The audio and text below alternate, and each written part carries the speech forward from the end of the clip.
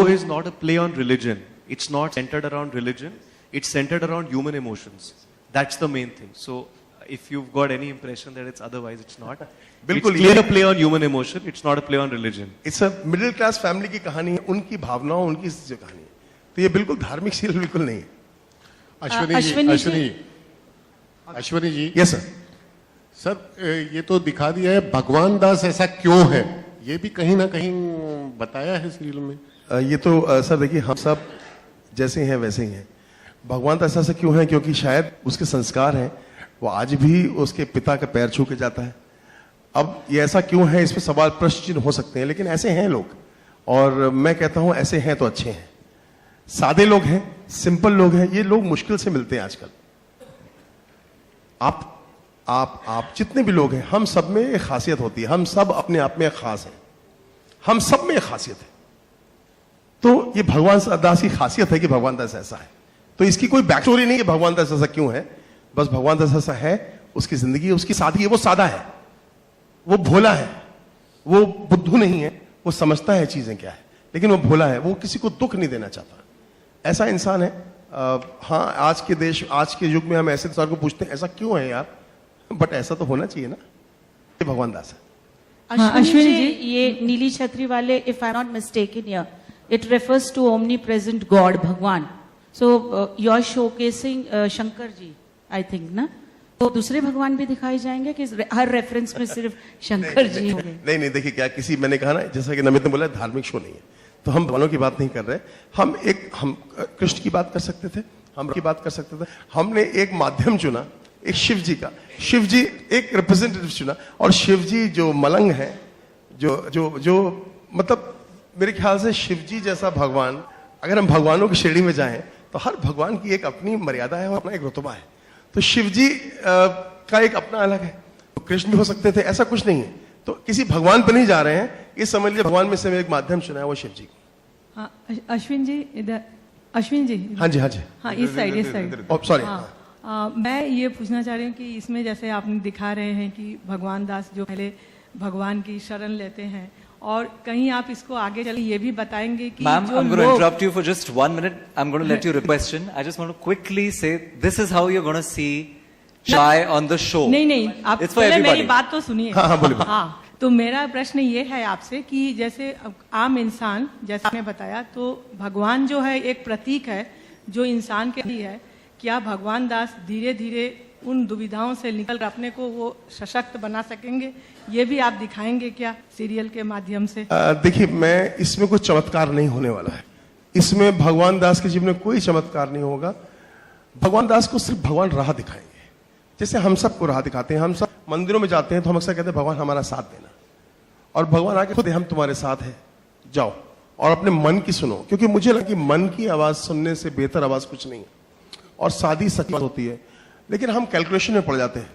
हम सोचते हैं कि मन की आवाज तो कह रही है कि ये करो, लेकिन करते हैं तो यार ये ऐसा हो जाएगा, ये रास्ता सही लग रहा है। तो कैलकुलेशन ना करो, अपने मन की सुनो। मैं तुम्हारे साथ हूं, निडर होकर काम करो, चाय पे चलो, मैं तुम्हारे साथ हूं, यही उपदेश देते हैं भगवान। और यहां से हम सबको यही सुनना होता है। भगवान अगर हमें आके कह दे निडर होकर काम करो, सच्चे मन से काम करो, मैं तुम्हारे साथ हूं, अपने मन की सुनो, अच्छे काम करो, बुरा मत करो, तो कभी किसी का नुकसान हो ही नहीं सकता। हाँ, तो मुश्किलें आ सकती हैं। भगवान दास का रास्ता आसान नहीं होगा, क्योंकि सही की राह पे चलना आसान कहां है, लेकिन जीत तो वही होती है। ये हम सब आए और ये सब होगा भी। तो भगवान दास की मुसीबतें कम नहीं होंगी, लेकिन हाँ, उसे पार पाने का रास्ता आ जाएगा। अश्विनी जी, जो stories that you are going to reveal, is it going to be very close to real life incidents also?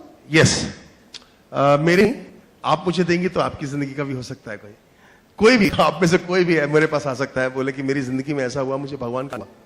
जब बहुत छोटी सी बात है, कई किस्से सुने मैंने कि बॉम्बे में जब, आई एम सॉरी, इस मौके पर ब्लास्ट हुए थे, ट्रेन में कुछ धमाके हुए थे, तो क्या होते हैं जो 6 बजे की लोकल ट्रेन पकड़ते हैं, 7 बजे की फिक्स पकड़ते हैं, और उसके यार नहीं यार छोड़ना, चाय पीते हैं, नहीं जाना, अरे यार जाने देना, अरे नहीं यार बैठना, वजह से ट्रेन छूट गई मेरी यार।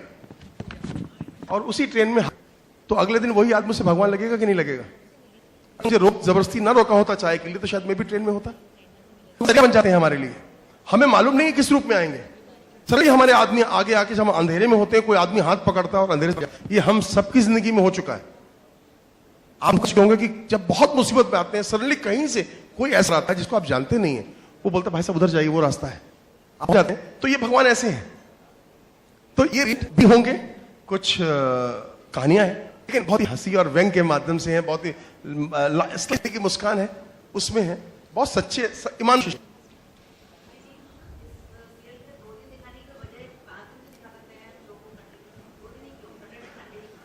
ये जी टीवी ये देखिए क्या है ये I think Namit, do you want to take that? Yeah, so unlike any other shows, हमारे पास on a regular basis हम बहुत सारी स्टोरीज पढ़ते हैं, नए शोज के कॉन्सेप्ट्स पढ़ते हैं, और कई सारे कॉन्सेप्ट जो लिखे जाते हैं वो मंडे टू फ्राइडे के ऑडियंस के लिए लिखे जाते हैं, जो रेगुलर डेली सोप्स हैं।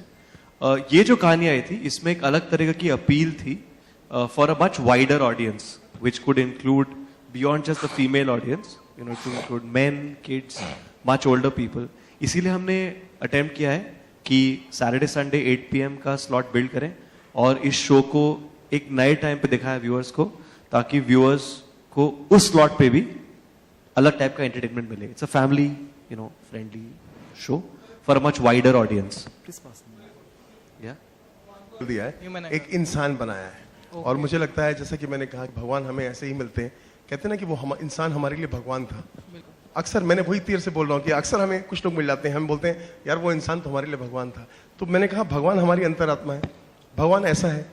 भगवान मुझे कभी भी वैसे नहीं मिलेंगे धनुष बाण लेके या बांसुरी लेके या त्रिशूल लेके। भगवान मुझे ऐसे मिलेंगे, आपके रूप में मिल जाएंगे, इनके रूप में मिल जाएंगे। तो ये ही कहना है मेरा। तो आई डोंट थिंक इसमें कोई ऑब्जेक्शन वाली बात है। और एक जो भी भगवान के साथ बॉबी नाम बॉबी, हाँ भगवान के साथ बॉबी, मतलब बहुत ही ग्लैमरस नाम है आपका शो में। तो बोलो बोलो बताइए। हाँ है कुड यू जरूर है। एलैबोरेट, मतलब कितना ग्लैमरस होगा अंदर?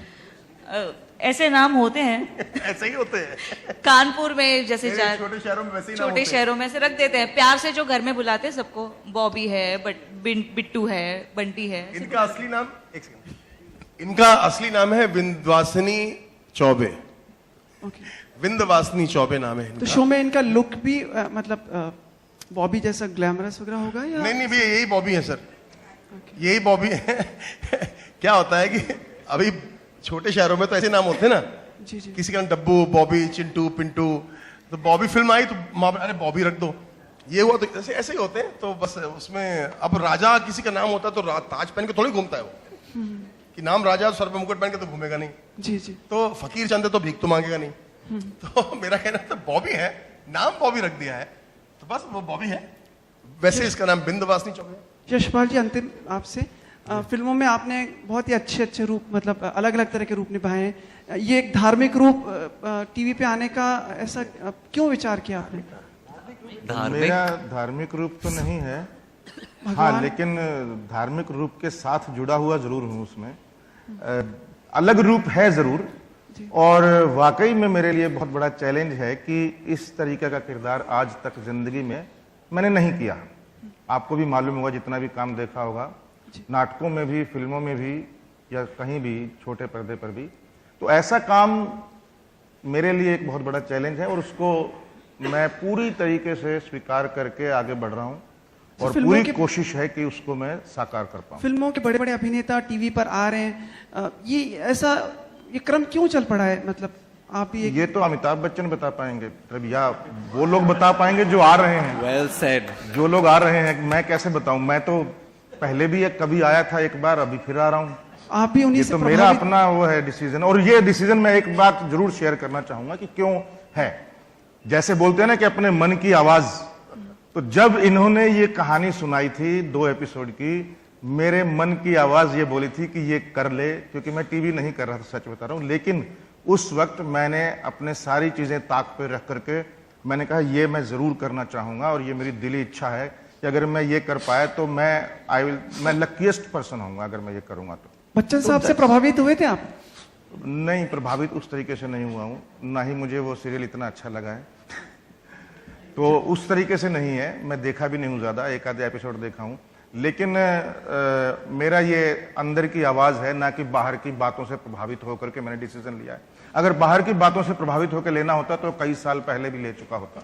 चलिए, बहुत बहुत धन्यवाद सर, शुभकामनाएं। हिमांशु आपको भी thank you. Thank you so much, बहुत बहुत धन्यवाद आपका। Thank you Anuj. With that, Ashwini ji, friends, आज